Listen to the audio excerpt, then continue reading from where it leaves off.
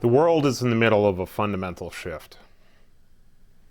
Right now, there are about 7 billion people on the planet, on the way to more than 9 billion in the next 30 years. And as the population grows, people all over the world are becoming wealthier.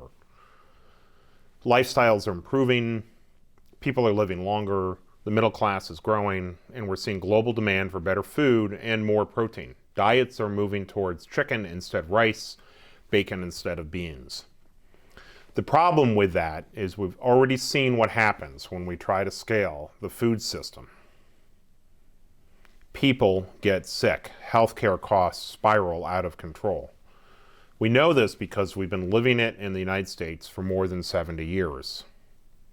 We're spending $1.7 trillion every year on food in the country, but we're also spending $2 trillion more annually to treat diet-related illnesses, conditions like diabetes, obesity, cardiovascular disease, and others caused by food we eat, and each fatal in their own right, but they're even worse when you consider that they're all comorbidities for COVID-19.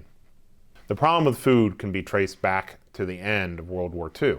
In order to feed our growing population, we developed a food system that was capable of generating massive amounts of calories and delivering them cheaply at scale.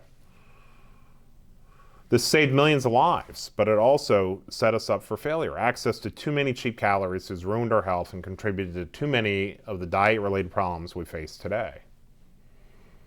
The alternative, a food system built on great tasting, nutritious food, is currently too hard to scale and costs too much to reach everyone.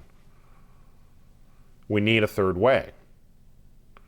We need to make healthy foods as cheap or cheaper than the less healthy alternatives. We need to build a food system that's dedicated to our well-being. We need to change the way we think about healthcare and prevention. Better taste, healthier, and lower cost. These are tough problems. They call for innovative solutions. At iSelect, we believe that if you want a hard problem solved, you ask an entrepreneur to do it. That's because innovation is ultimately a deflationary force. New discoveries, new industries, and the new companies that they create can have an outsized impact on the economy, concentrating the money supply within the economy, boosting purchasing power and wages, and making life better for all of us. Our work at iSelect and the broader work we're doing with Crusonia is focused on bringing the right people together to solve the healthcare challenges we face by evolving to a new, better, and more nutritious food system. We're bringing entrepreneurs together with large corporations, healthcare systems, patients, and others to make real progress, to solve the problems associated with healthcare, to introduce better food, to do it so that the food and health are understood as a solution to improve our quality of life.